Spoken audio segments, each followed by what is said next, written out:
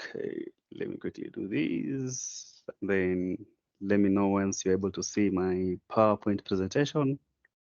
I can see it. Okay, okay, perfect. So, good evening, everyone, and welcome to our today's session, the Azure Kenya User Group. I will give a brief introduction about the Azure Kenya User Group before we quickly jump into our today's session. So, the goal of the Kenya Azure User Group, we share a very great mission, of which our mission is more of empowering Azure professionals through seamless idea exchange, real-time awareness of developments, and collective experimental learning, so that we can be able to deepen our proficiency in Azure technology, something that we are going to achieve this night. As we share that common vision, we also have a vision to be an exercise of excellence in Azure knowledge sharing within the Kenyan tech space. Okay, we have various activities that identify us as the Azure Kenya User Group, which one of the activities through presentation and demonstration, something that we are going to achieve this night, whereby we have speakers presenting on certain technologies in Azure and also have a bit of demonstration on how this technology integrates into our lives and also our businesses. And also we share on the Azure trends. For example, if we have maybe the Microsoft Ignite sessions, we take the various trends that have been discussed during the session, and also we share to the community to ensure that the community stay up to date with the current technology in the market. And also, this is a platform that we provide a networking opportunity. We believe that when we come together as Azure enthusiasts, we share through this knowledge. We also get an opportunity for us to network, know each other better, and also to know what each one of us do. And if you want to join the Azure Kenya user group, there will be a link that will be shared at the chat by Sam as we progress. You can join the Azure Kenya user group, and you'll be able to stay up to date with communication and also regarding our session. And the Kenya Azure user group is led, or maybe the team that is there for the purpose of ensuring that operations are running is a team that is made up of six. That one is Kelvin Ngware, who is a technical consultant at BY. Charlene Lai, who is a senior technical architect at Dimension Data.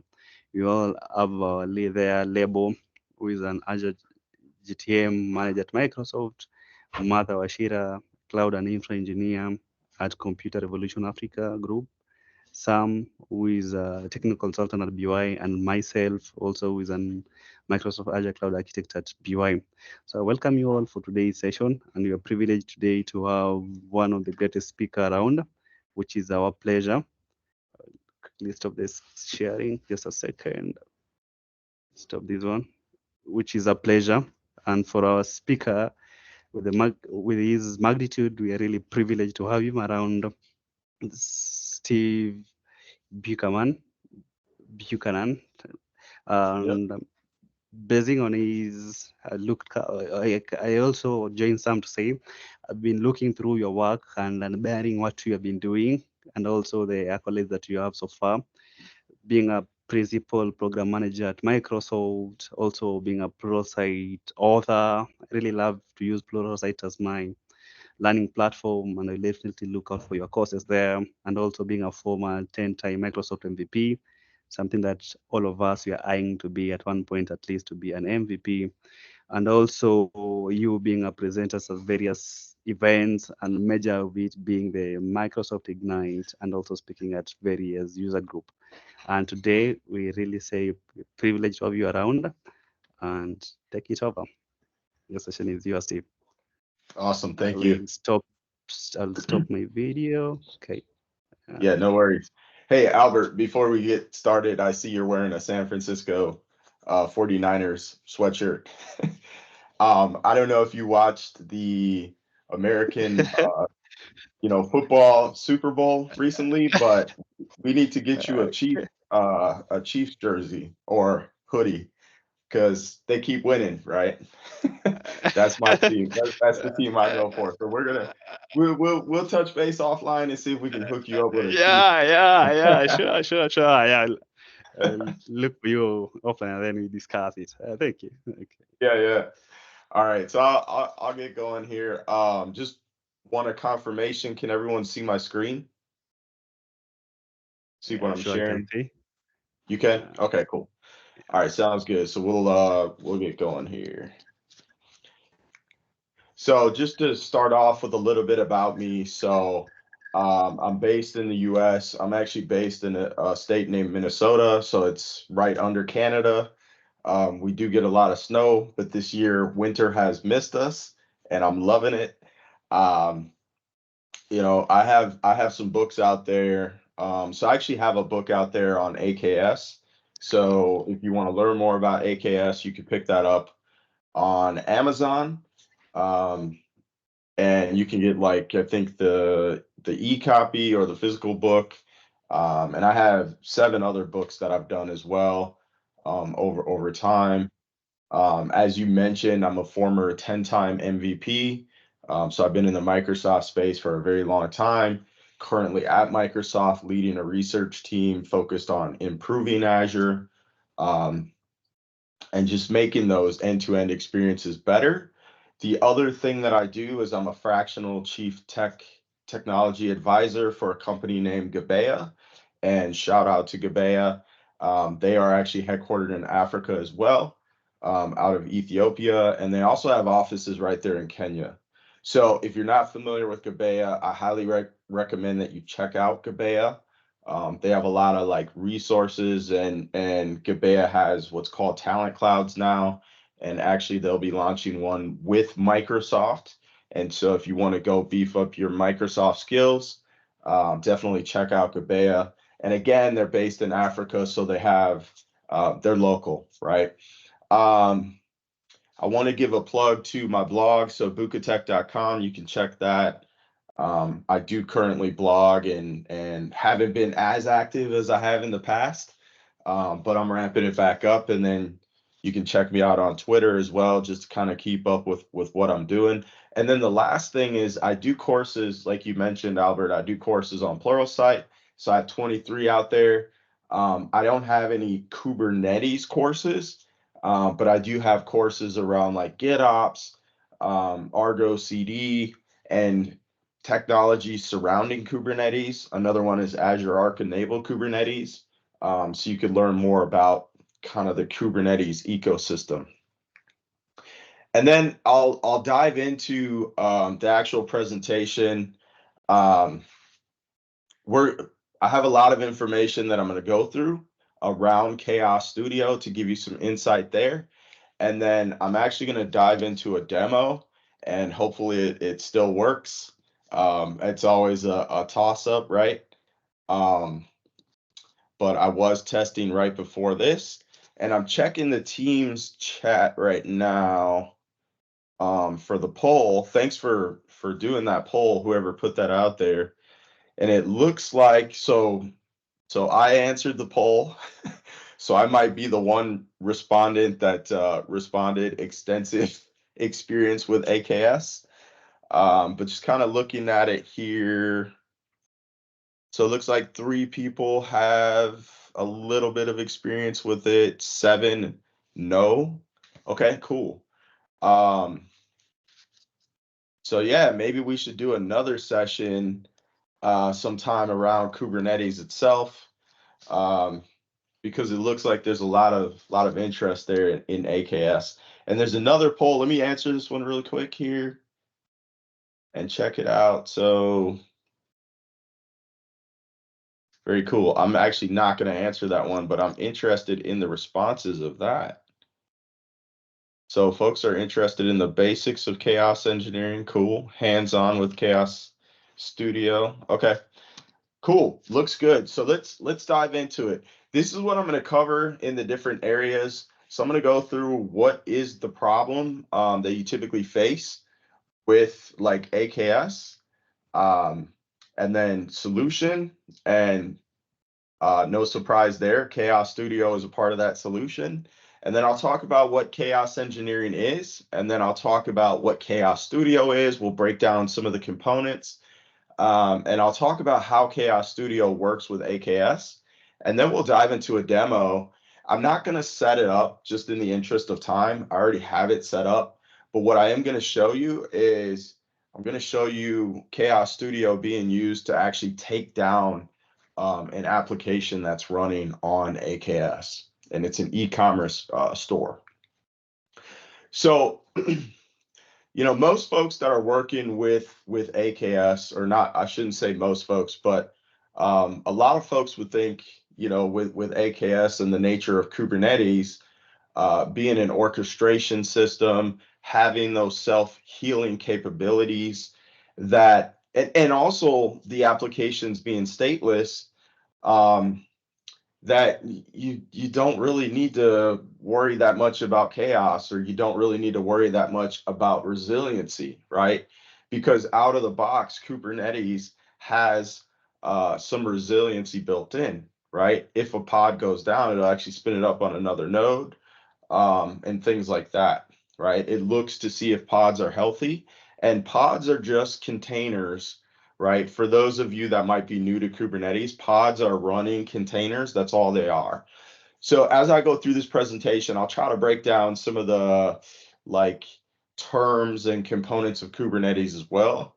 Not going to dive deep into those, but I'll try to call those out. So yeah, you have these self-healing capabilities, you have some resiliency built into Kubernetes. And so folks might think, well, what is there for me to do, right? Folks might think like, hey, containers are invincible. They spin up in seconds. If some containers die, they'll just spin up on another cluster. What do I need to do, right? Or you might be looking at it from the perspective of like, hey, it's stateless. My app is stateless. The container is going to show up over here on another node. Like, I don't really need to do anything. But you have to think beyond that, right? You might have customers that are using your application, and you need to understand what is happening to that application. What is that customer's experience if one pod goes down, or two pods go down, or the whole thing goes down and blows up, right? You need to understand what's happening. And then also there's something called GitOps, and we won't dive too deep into that, but it ensures like the desired state of your environment and your application, right? So again, that's another kind of mechanism and set of technologies that can help you make your environment more resilient and ensure the state. But you still want to know what's happening if havoc happens in your environment. If there's some sort of incidents, or your environment blows up, how is GitOps going to react? How have you architected GitOps to be able to handle that, or maybe not handle it well, right? And then in regards to backup and DR, you definitely want to have those things in place, but you want to test those as well. Like if you have a DR scenario, or you have DR set up, you can use something like Chaos Studio and go and create some sort of chaos or outages in your environment, and see if your DR kicks in and if it does what it's supposed to do, right? And so that's one of the principles of DR and backup, is you want to test those things after you have them in place. And so what is the solution? Well, the solution is much larger than what I'm going to talk about, but chaos engineering is a part of that solution, right? And so you can use chaos engineering to actually strengthen the resilience of your application, your infrastructure, and that's done because you're simulating failures, incidents, outages, blunders in your environment.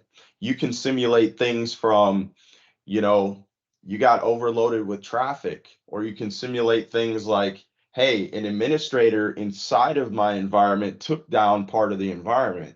And then you'll understand how the environment will react, like your infrastructure, and you'll also understand how your application is going to react, right? And so you want to utilize that chaos engineering, and then you can use that on the environment itself. So this actually works on Azure at large. It's not just scoped to Kubernetes or AKS. So you could use it to test your virtual networking. How did you architect architect that? How does it hold up if there's a disaster, right?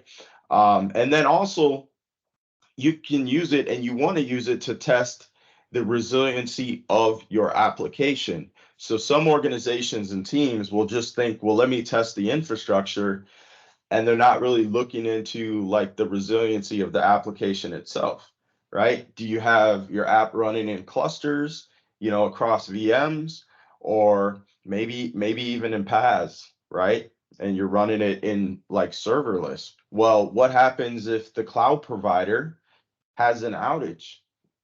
Is your app going to still be running? And so you can use chaos engineering to kind of test your app, even if it's running in PaaS, even if parts of your app might be running connecting to like SaaS solutions, right? What happens if that API integration breaks? So you want to test that app resiliency.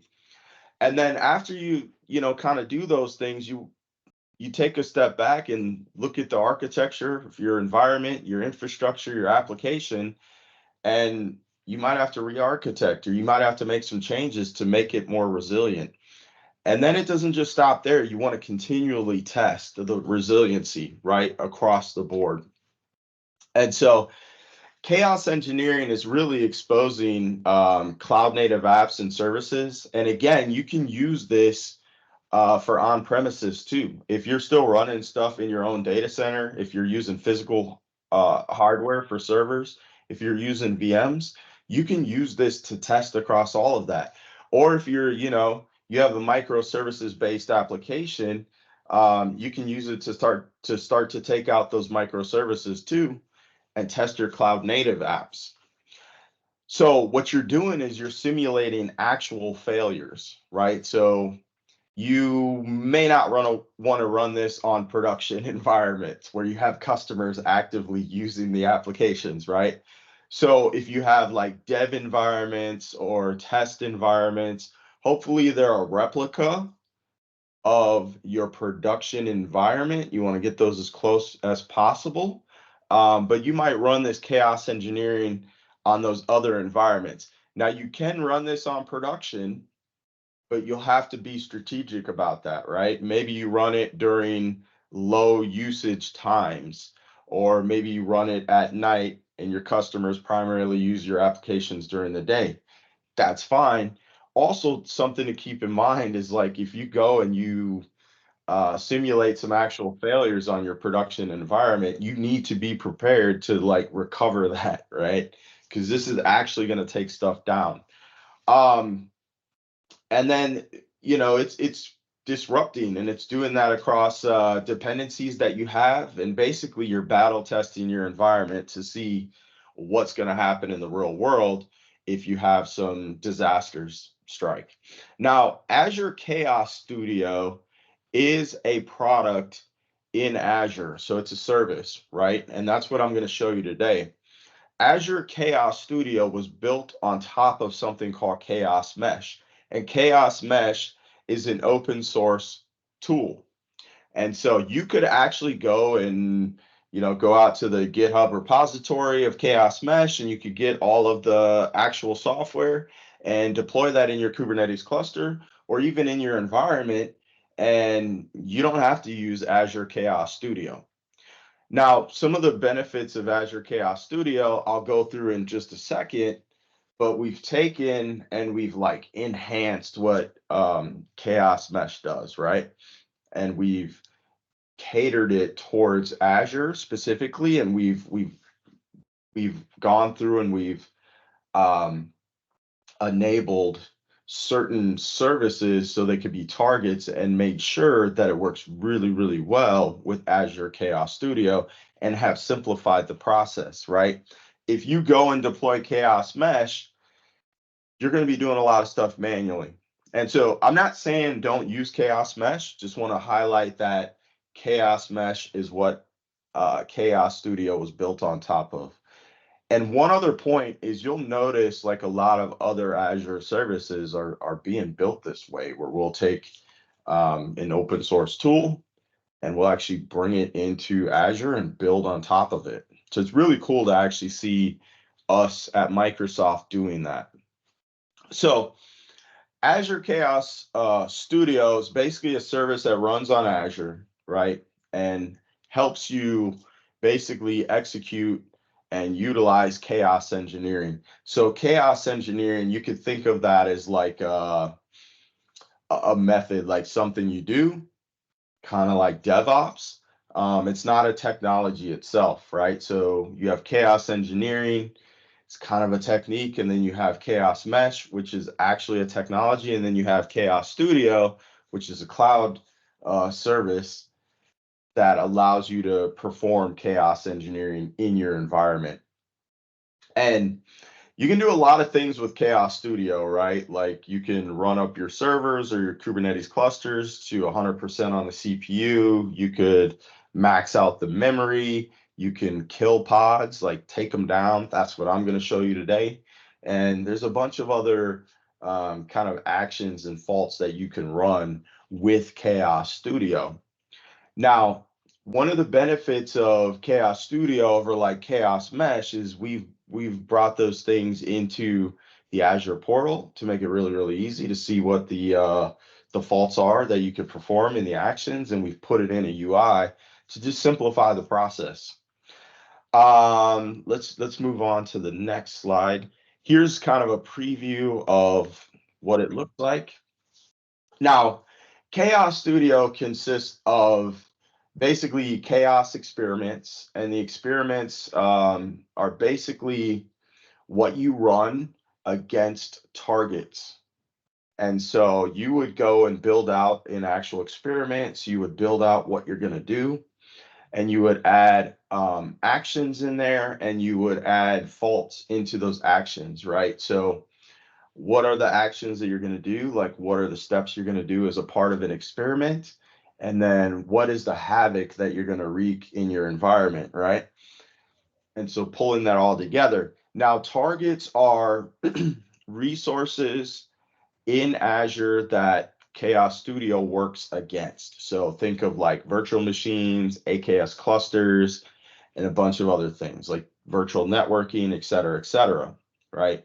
And then you have the capabilities, and those are what you can execute from a fault perspective against those resources or those chaos targets. I know that's a lot. Hopefully we'll have time to kind of open this up for questions at some point to dive deeper into this or just kind of answer any questions that you might have. I'm not watching the chat right now, but I will take a moment at some point and look in the chat. Now, what I'm showing right here are resource types, or you can think of these as like targets. And these are some of the services in Azure that you can use Chaos Studio on. So if you're running any of these in your subscriptions today at your company, you can use these to help you like battle test your environment. I've highlighted AKS because that's what we're going to look at today, and that's what we're going to demo on, and that's what we're, what this is about. But you can see there like Cosmos DB is one, virtual machines is another one, domain names. So if you're using like the DNS service or the domain service within Azure, you could use this towards that. Redis cache, for example, network security groups. That's a huge one because you need to make sure your security is rock solid, right? So you can set up all your firewall rules and configure everything, and now you can battle test that to see if your firewall rules are going to hold up or not. And then Azure App Service, which is another really, really popular one. You can battle test that to see how it will hold up as well if you're running some web apps out there. Now, this is a list of common faults that are available with Azure Chaos Studio. And so these are some of the things that you can basically stress test or cause chaos around in your environment and just see how things react. Latency is a big one. If, I know a lot of applications, if they have, if there's latency, the application's not going to perform well. Right? You can stop services. So if we're talking about virtual machines and you're running some critical services on there that your applications need or your infrastructure needs, you can go through in an automated way, and just start, turning those services off, and then see how things react, and then improve the resiliency of your environment. Now, Chaos Studio is a pay-as-you-go solution, so it's based on, or you're charged based on the minutes that the actions run, and that cost is like 10 cents per action minute. And so something to keep in mind. So, if you gave Microsoft a credit card and you're running these, it's going to hit your credit card. If you have like an agreement with Microsoft through your organization, this will, hit that invoice for your company. So just kind of be aware of that. Um, but the beauty of this is, like, you're only being charged when you're actually using it, right? And you're not running chaos experiments all the time. So what does a workflow look like with Chaos Studio? So you start out with a hypothesis, right?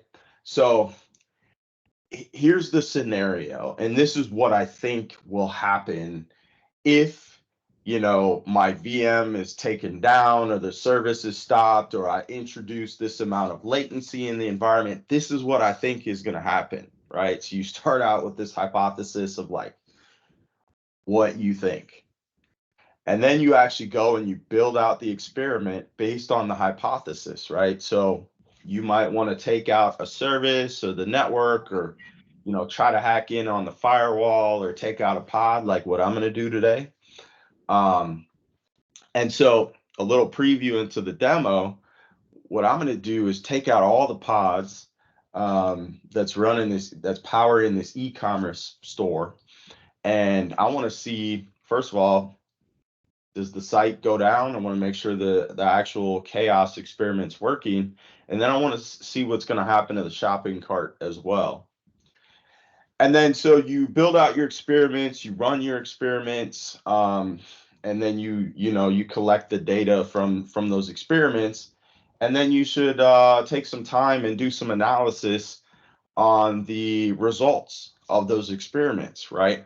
And from that, the analysis that you do, you want to go ahead and make improvements to, your environment, um, your infrastructure, your actual application, right? This should help you identify some of those gaps you might have in your resiliency, and then you can go improve those.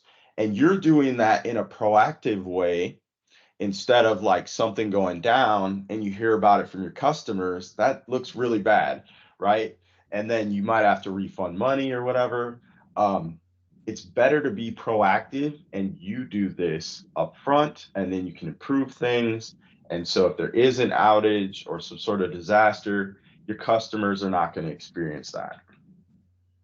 And then you make those improvements, get back into a steady state, and it's just kind of a cycle. So you want to revisit your chaos engineering, and you'll come up with another hypothesis. What happens if I do this? What other area of my infrastructure, my environment, my application do I want to test next time? And then you go build out more experiments and kind of go through the whole cycle again. So this is a continuation um, process, right? You're going to do this on a regular basis, just like you would do with testing of your DR, testing of your backup, and all of that. And so, what does it look like to get Chaos Studio on your AKS cluster? It's actually really, really simple. So the first thing you do is you got to set up the Chaos mesh, and what you do is you basically run the syntax there. And let's see if my clicker is working. It is. Awesome. So you basically run this kube control syntax right here, and that's just going to set up the chaos mesh on your environment. It's going to put it in a specific namespace. And for those of you that might not know Kubernetes, a namespace is just a logical um, segmentation in your Kubernetes cluster where you can group things, right? And then the second thing that you'll do is on Azure, you will enable Chaos Studio. So you actually, in the UI, you just go and click and like enable it. It's super easy. You gotta have permission. And when I say you, I mean like Chaos Studio service or the account that you're running under has to have permission to that AKS cluster. Otherwise, when you enable it, it's going to fail. And then the last thing is actually creating your experiment, right? And that's where kind of going back to the framework, the cycle that I gave you or the workflow. You have your hypothesis, and then you go and start building out your experiments. So you define the experiment, you make sure you give it permission to the AKS cluster. So it needs access to the cluster, right? And then you go ahead and run that experiment. And we'll go through part of that. We're not going to define a chaos experiment, but I'll show you what it looks like if you were to define one. And then we're going to run it and we'll see what happens. So what are some of the faults and actions that are there specifically for AKS? These are a list of them, right? And so you could see there, you could actually introduce faults to the network. You can run chaos on the pods. That's what I'm going to show you today. You could stress test.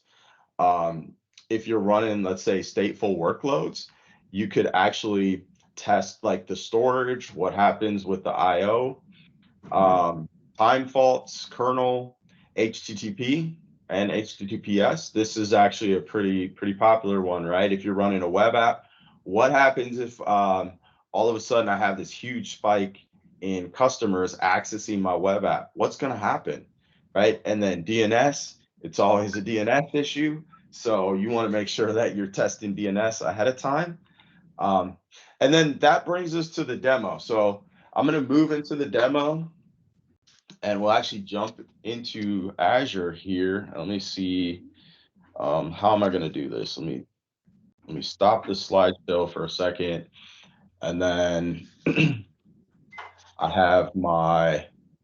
in my Azure portal, and let me pull up the Teams meeting here. Just give me a text or give me a thumbs up. Give me a thumbs up and let me know if you could still see my screen and if you could see the Azure portal. Okay, cool. Thank you. Okay, cool.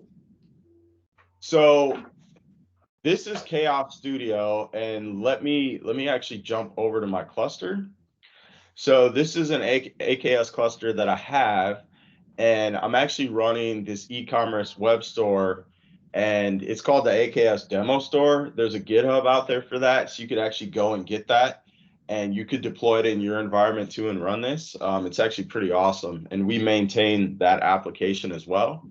So it gets updates, and it's a multi-container, multi-service app. So it's using like Redis cache. Actually, no, it's not using Redis cache. There's another database, and I forgot what it is. Maybe it's MongoDB. But it's using like Python. There's JavaScript in there. There's all this stuff in there, right, to simulate like a real world application. And so you can see here we have multiple deployments. And then if I go into pods, you can see that I got multiple pods. Oh, it's running RabbitMQ. That's what it was. But it's running multiple services, pods. Some of these pods have multiple containers in them. And this is all powering that the store, right? And so this is broken out. And so what I want to do here is I wanted to show you this. And then here's the actual store. And I've deployed the limited version. So we have a version that runs with AI, and it's using like Azure AI inside of Azure to do some stuff like automatically populate images and stuff.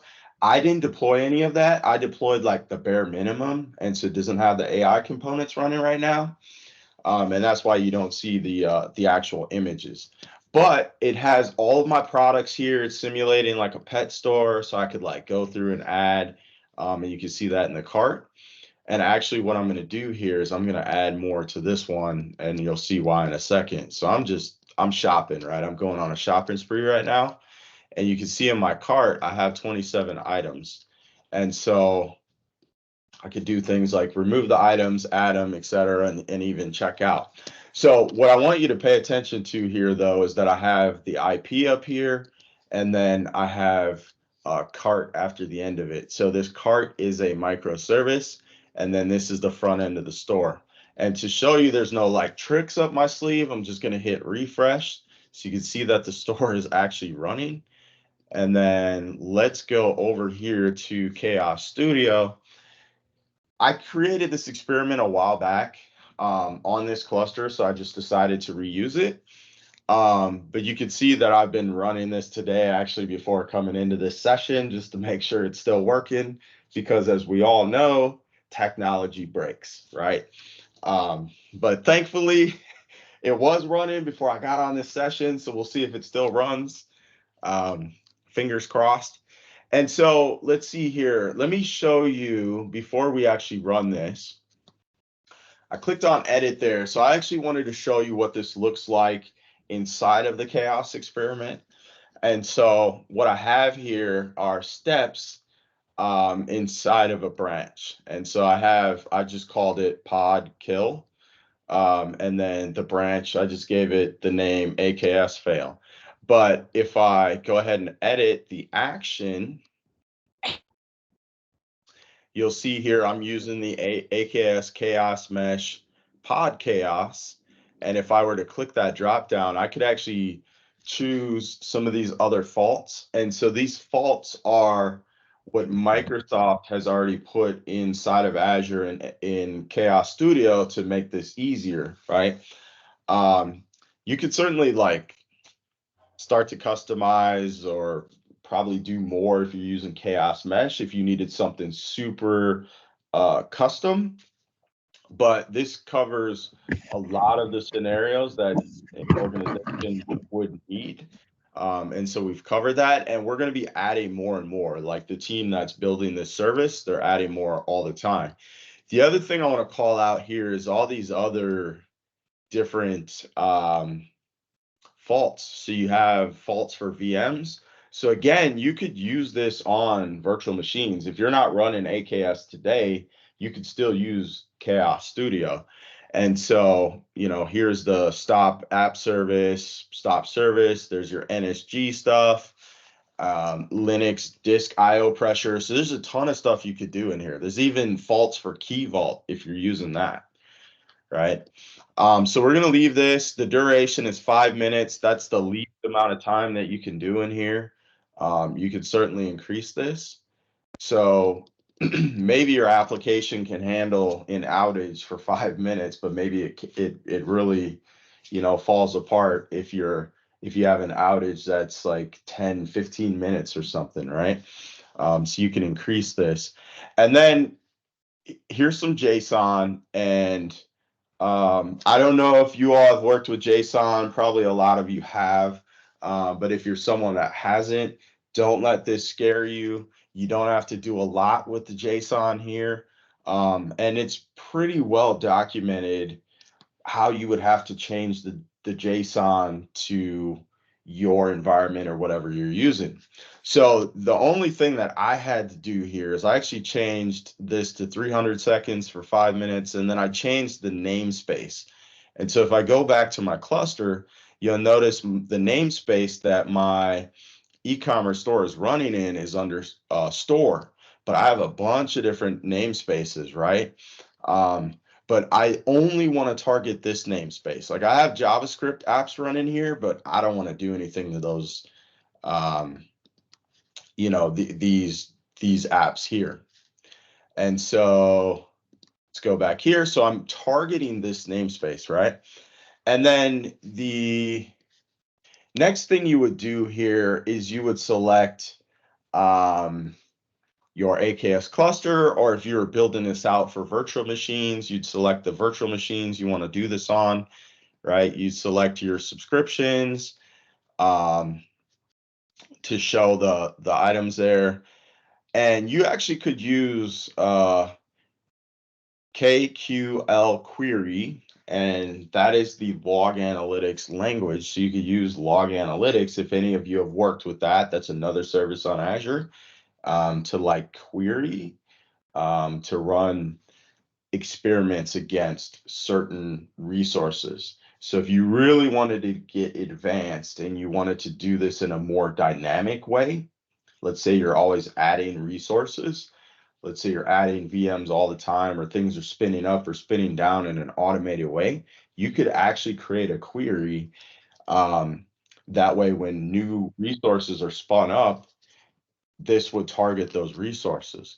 But I did it the manual way, and that's probably the most common way that you would use this.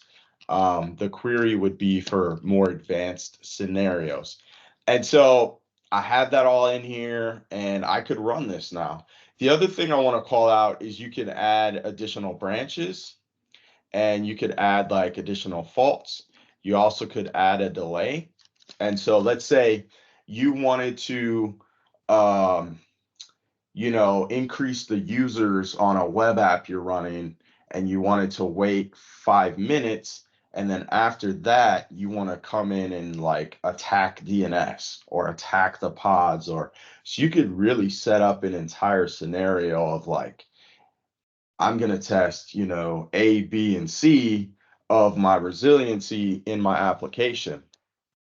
Right. So you can get pretty advanced with these. And then you also can run these experiments like on a schedule.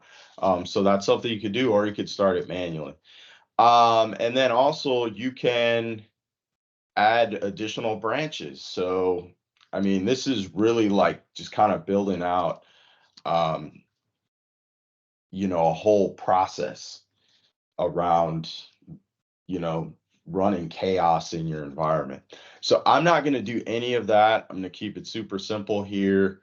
Um, you also could run other steps, but again, I'm going to keep it super simple here. So I'm not going to save any of that. I'm going back to um, my experiments here. And let me show you one more thing before we run this. And so let me go out here. So if you wanted to create an experiment, I'm going to just show you that experience. You could come out here and create a new experiment. We also have some templates in here. There's not a lot. There's these two. So if you're running Microsoft Intra, formerly Azure Active Directory, and I know in the portal here, it's still listed as Azure Active Directory. I'm going to tell the team after this call about this because this should be renamed. But if you were to click on one of these, it's going to give you a template, right? And so it will already have a bunch of stuff populated in your branches, your steps, your faults. Just like I didn't do anything except for click in here, right? So let's go back here. If you were to create a new experiment, not from a template, this is what you would get. And so you would choose like a resource group to put it in, and then we'll just do test 01, because I might have other tests in here. And then you would go to permissions. You could do system assigned, or if you had user assigned. And then you would get to the experiment designer. And from here, you're basically on the same screen that I showed you previously. And so you could start to build out your actual experiment, right? So here's where you could, start to add your fault and your target resources of what you're trying to target, and kind of go from there. So it's really, really easy to get started and really easy to build this out. Yeah, so let's go back into the experiment here, and let's go ahead and run this. So before I run this, let's make sure our store is still running, so we look good there. We'll refresh here. Our pods are still alive, and let's kick this thing off, and we'll see what happens.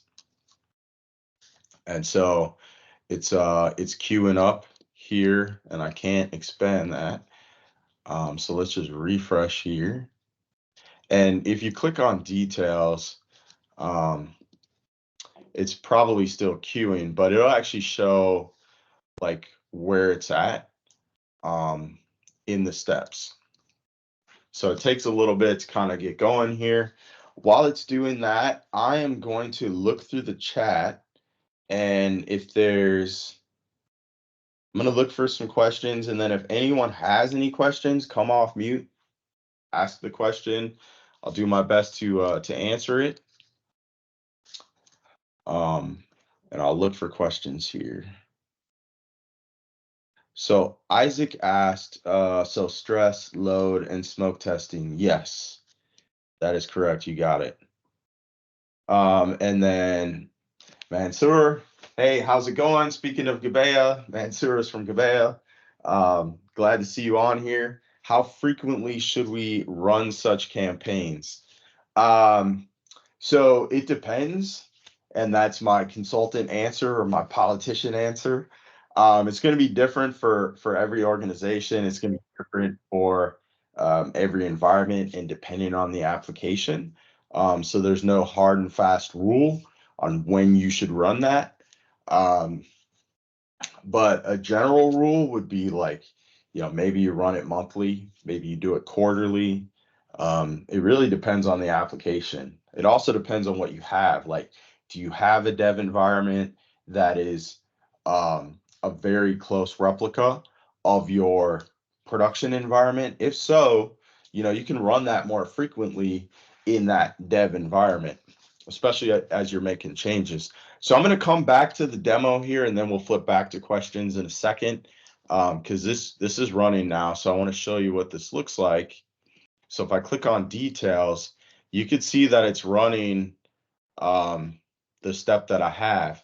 So now if I go over to the store and I hit refresh, it's not coming back. This is going to time out, right? And then if I go over here, we'll see if this shows a different status. So you can see my deployments are down, and then if I go to the pods, Kubernetes is trying, but my Chaos Studio is running chaos right now. So you can actually see, and this is the beauty of Kubernetes, right? And this is why you want to test this. But Kubernetes sees that there's problems happening, and so this crash loop back off. What that's doing is it's continually trying to restart those pods, like it's doing it over and over and over and over again. It sees there's a problem, and it's like, hey, there's a problem. I'm going to try to fix it. Let me restart this. Let me and then it's stuck in a loop. The reason it's stuck in a loop is because the Chaos Studio is still running, and so it's still killing those pods over and over. So this is really cool. So it didn't take down the Rabbit MQ, so that's interesting. This is still running, but my store is down. So that's interesting, right? And then let's see if my service is down too. So if I click on that, yeah, that's down too. And so I just found out something interesting right here, right now, that this pod is, or this container is still running, but my app is down. So like, what does that mean? I need to investigate further, right? And I told it to kill all the pods. So why is this one still running? And so that's super interesting. Now this is going to run for 5 minutes. So that was pretty much it on the demo. It's going to run, and then as soon as the experiment's over, the store is going to come back online because Kubernetes is going to bring those containers and those pods back up right away, right? And so we'll show you that if we get to that point here. I want to come back to the chat and check on some questions here. So Mansoor, I answered your question, but I also saw that you had your hand up. Was there another question? If so, feel free to come off mute. Yes, actually. Hi, Steve. And Hey, good to see you, and really happy to attend such a great presentation. Well, I learned a lot again. Thank you. yeah, So, thanks for coming. yeah. So my question was around like if you do actually decide to run this in production, right? And I'm taking my manager hat right now. I'm wearing it. So how do you avoid, in your experience, having this count against your availability KPIs if you do actually choose to do this in production, and you have to, and because you have to report like, yeah, I have an availability of 9.999, but if you do at the same time chaos engineering your production, I'm thinking, how can I manage it at the same time? Yeah, that's actually a really great question. And so when you're architecting your SLA, and your 5.9s, if that's what you're going to say you have. And in a SaaS model, you'll have different services, right? So you might have different SLAs across those services. But the reason why you typically have the 5.9s, or I've actually seen some organizations have a little bit less than that, they'll have like 4 9s and a 5, is because you have to build in some time for outages. Like, there will be outages. Also, you need to build in some time for stuff like this. You need to build in some time for testing your DR. And you need those things, right? You want to make sure the environment is resilient. It's actually a benefit for the customer that you're testing stuff like this. And so you want to be running this, or like DR, failover testing, and you need to build that into your SLA, right? And so the other thing you want to do with this, though, is you need to understand your high usage and your low usage times, and you'll want to run stuff like this during low usage, right? The other thing I'll call out is, and I don't work for Netflix, right? So disclaimer here, but chaos engineering, the idea of it came out of Netflix, if I'm remembering right. And so if any of you use Netflix, Netflix is built of a bunch of different services, right? And so sometimes when you log in, you may or may not have noticed that sometimes when you log in, you have the ratings that you've given to different shows or movies. Sometimes when you log in, that service is not working. It's actually down. And what they do is they serve up like an image with some generic ratings, right? And so you may not actually notice that. And so the other thing you can do with something like chaos engineering is you can run these experiments on services. So don't take the entire application down, that your customer is using, but maybe you're taking down a service. And so you have to be very strategic in this, in failover testing across the board, right? Especially if you're doing this in production, and if you're a SaaS provider or you have an external application, and you have those SLAs and those 5.9s, you got to be really strategic about this. Thanks for that question. That was really good. Thanks a lot for the answer. All right, so looking for more questions here, kind of just looking through the chat.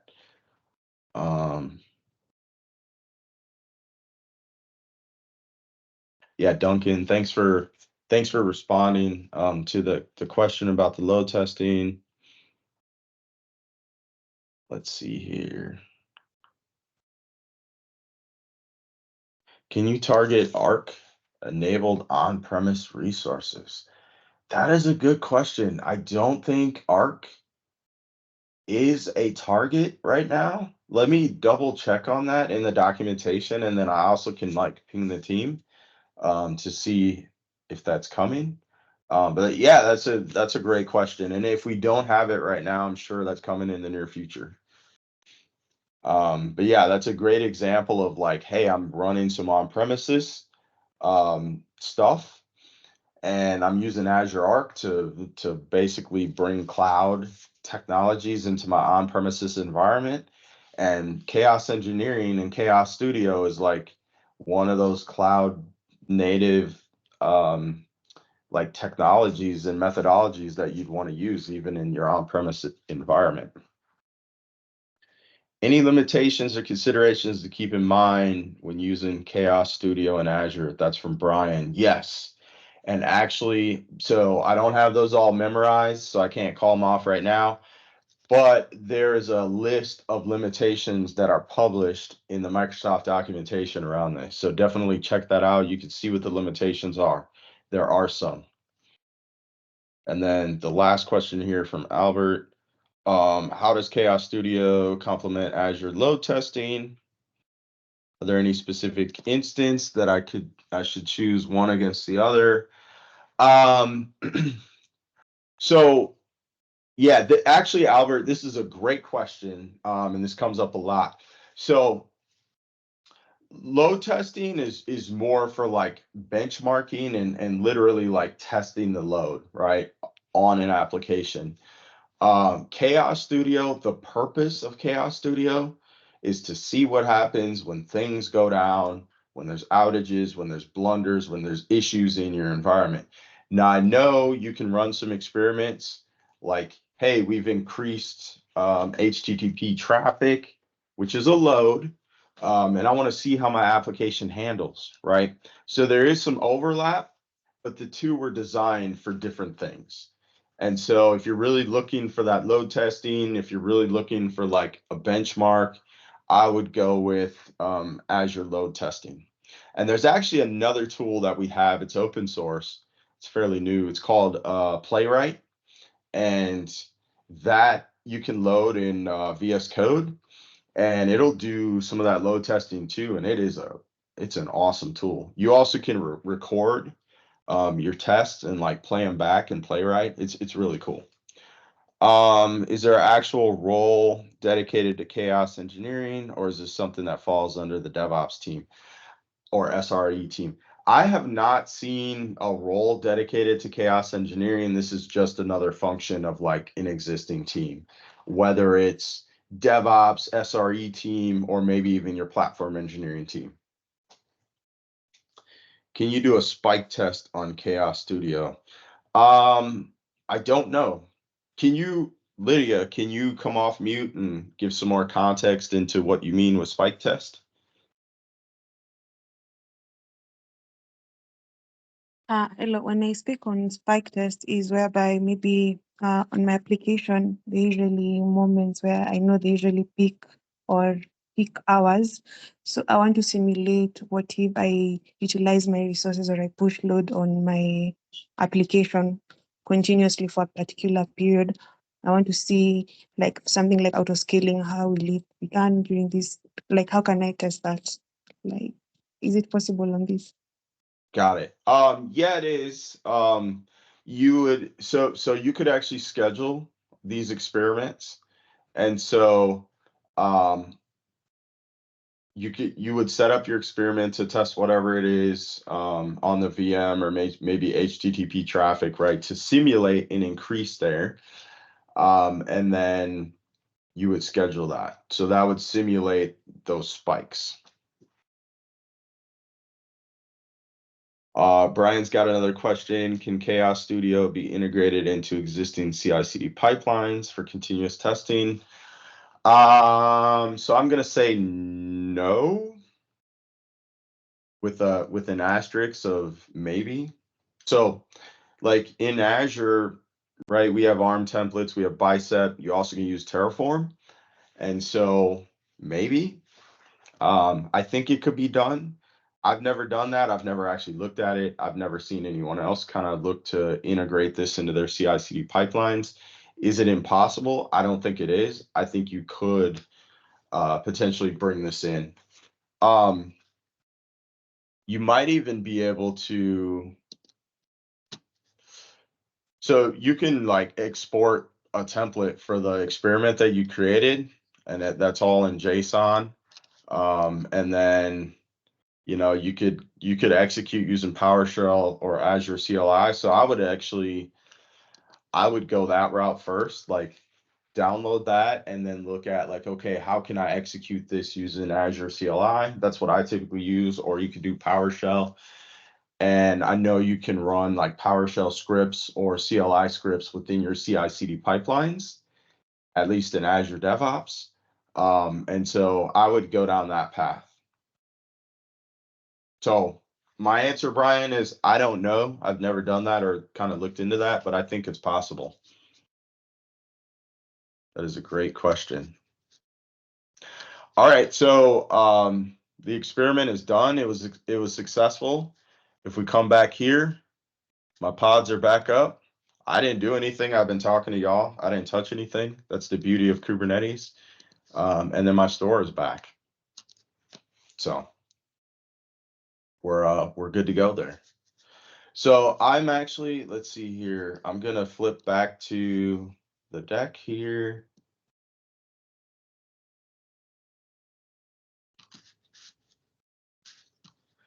So that brings me to the end of the demo and the end of my presentation. I really appreciate all of you, coming out. I know it's night time over there. It's the middle of the day over here. So I really appreciate you taking the time to attend this. Yeah, just really thankful to be able to do this. Okay, thank you so much, Steve. Maybe just a quick one before you give it back to me. A question: when you look at the roadmap of the Azure Chaos Studio, is there any point that you're looking at the integration of the AI, especially on the analysis aspect of it? Because I believe after I've done the experiment and then I can do the analysis on my own, but maybe leveraging AI, which that can use a large samples data, could be able to give maybe good recommendations basing on what other people using similar services are doing. Great question. I can't speak to roadmap or AI. Just I can't, right? There's certain things I can't share. Okay. What I will say, from my opinion, is we're gonna see AI everywhere, right? We're gonna just keep an eye on Azure, keep an eye on like the portal. I'm sure it's coming all over the place. Oh, perfect. Thank you. All right. Okay, thank you so much for that wonderful sharing. I see the audience has been very active with the questions here and there, and that clearly demonstrates that at least people grasp one or two things, and I'm very sure that most of the expectations have been made through your sharing today, both your presentation and also your demonstration. Personally, on my end, yeah, I've really get learned a lot on, first of all, to get started with Azure Chaos Studio, and definitely this is something that I'll go to try on my own. Eh, Maybe to begin with, I can try with targeting VMs there that I have a couple of my VMs in my test environment. I can try with that as I slowly get acquainted with Azure Kubernetes service. That was really awesome presentation. Maybe you'll allow to open the floor for perhaps any questions or comments from the audience before I can give back to you for your parting shot and then calling it a session. So from the audience, yeah, in case of any question, still have a couple of minutes, 5 minutes to go. You can unmute and ask, or maybe also in comment. Yeah, and I'd like to say too, again, thank you for having me. And I'd love to come back in the future, especially to, maybe we can do a session on AKS itself, because it seemed like there was a lot of interest in, further understanding AKS and Kubernetes.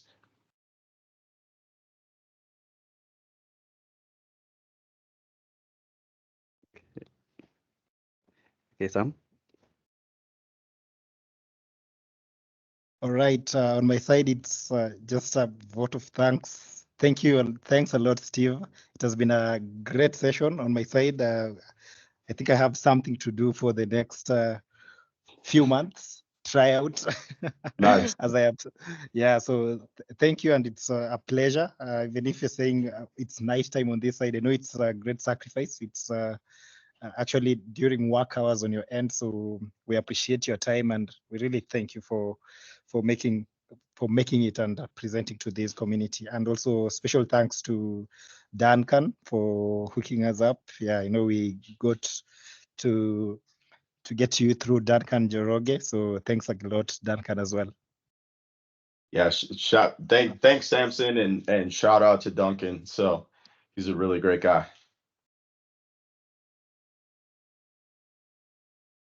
Okay, maybe Danka from your end, you also have a word to say before we call it a session. Oh yeah, man, thanks guys for showing up. Steve, again, welcome again and again to our user group. Looking forward to interact with you in the future, and also, yeah, we can definitely see get back to you, especially on the AKS thing. I think many people would want to know that.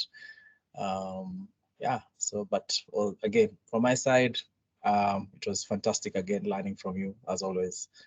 And thank you all to the organizers, Steve, Samson, Sitati rather, and Samson for facilitating Steve.